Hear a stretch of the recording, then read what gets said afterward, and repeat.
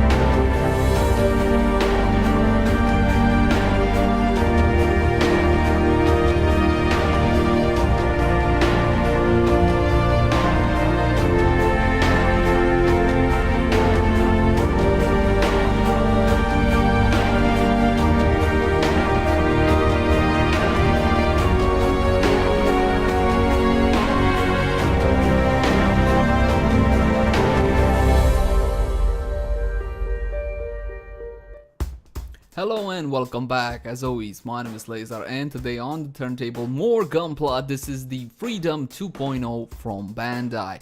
Now, as you can see, unfortunately, he's a little bit too big for my background, so I had to construct a background out of boxes. It is not ideal, but I guess it will do for this review. So, what I did to this guy, it's practically everything you get in the box. What I did is panel line, applied all the stickers and decals, because you get dry transfer decals and you also get some stickers. And I also top coated it, but I forget with what. I think it was either a gloss or a pearl clear from Tamiya, but that's pretty much it. The point is, you need to get a little bit of work in if you want to for it to look like this. Now let's get into the accessories. First thing is the stand. He does come with an included stand. As you can see, it hops on over to the backpack. It's solid, and honestly, he doesn't need it. He can stand up on his own without any issue. You got also an angle setting at the base, but pretty much standard base when it comes to the Freedom. Now let's get into the backpack. This is the major accessory of this kit.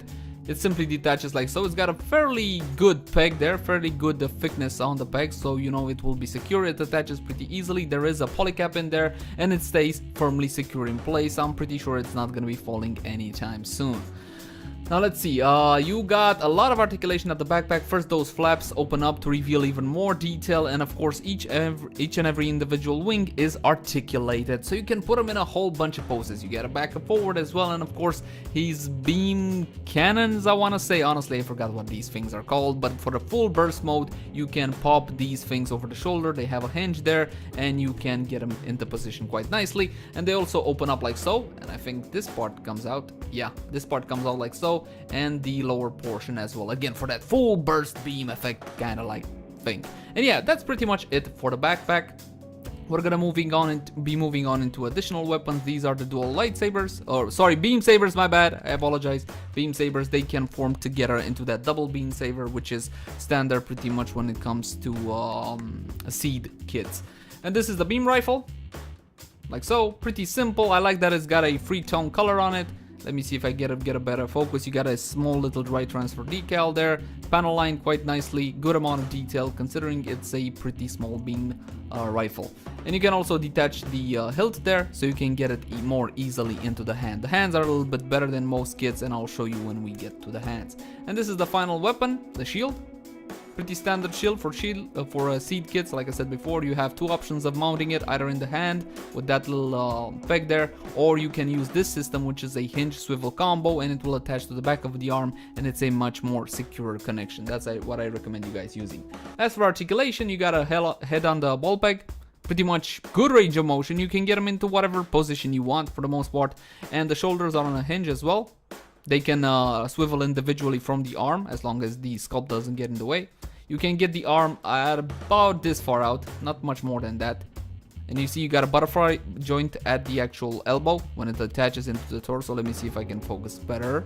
Alright, now you could see the butterfly joint a bit better. You can force it out a little bit more, but I'm not keen on forcing any Bandai kit.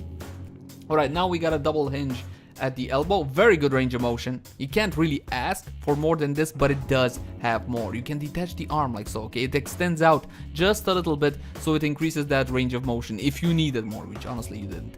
You got double ball joints at the wrist. You saw that, one at the top and one at the bottom. Unfortunately, these hands pop off a little bit easily, but you can pop them back in as easily as they popped out. And this is the system for the hands. Okay, it's got replaceable fingers. I like this system a whole lot more than the free one split, which to me is a bit frustrating. Now, what I forgot last video to show you is that this guy has an hatch that you can open. Okay, that's the pilot cockpit. It reveals the pilot figure that can be painted up for even more detail. I didn't bother though. As for the torso, you get the side to side and a little bit of a crunch, better than most Gundam kits. Again, it's a good amount of articulation here. Not very stiff, so you won't have any problems posing this guy. Now we're gonna go down to the lower portion of the Gundam because it has very interesting hip joints, and I'm gonna focus a little bit on them. So you got the side skirts as per the usual. They're on ball pegs. You can get them a little bit out of the way, so that's good. I'm trying to give you as good of a shot as I can at the actual hinge mechanism. It's a very, very good one. You get very good range of motion back and forward. Let me get the arm out of the way first. There we go. It looks good from all sides for the most part, because even there they have a fair amount of detail. You can even get the butt flap out of the way. It's on a simple hinge. You get about a 30-degree bend out of it. And here is the system.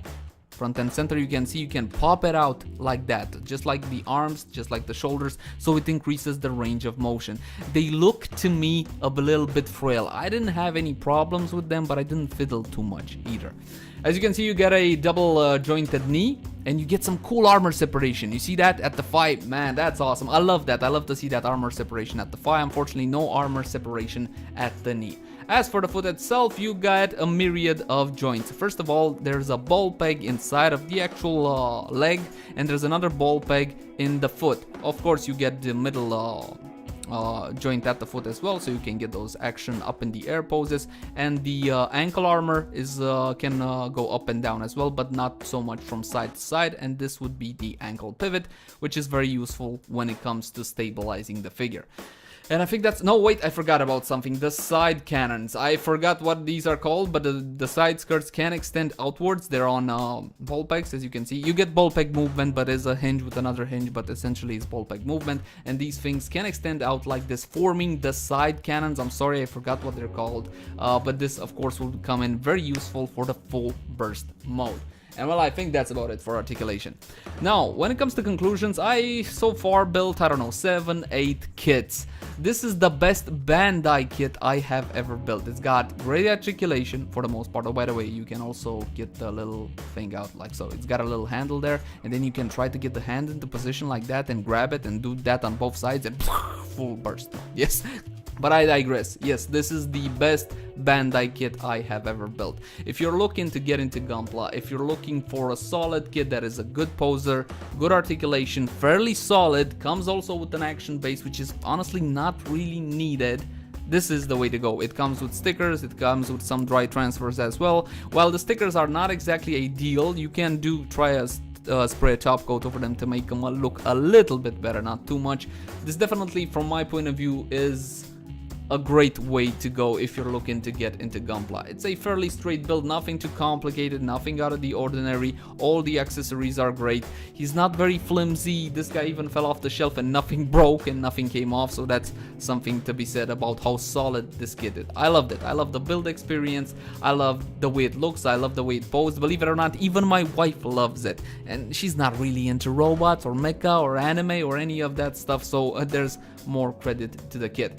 When it comes to Freedom kits, this, from my humble point of view, is your best option unless you want to go outside and buy something like a Dragon Momoko Strike Freedom. That one looks 5 times better, but is a whole lot more frail than this one. This is my recommendation to you guys if you're looking to get into Gunpla. As always, my name has been Lazar. Thank you guys for watching. If you got any sorts of feedback for us, please let us know in the comment section down below. I'm off. Bye-bye, everybody. Bye-bye.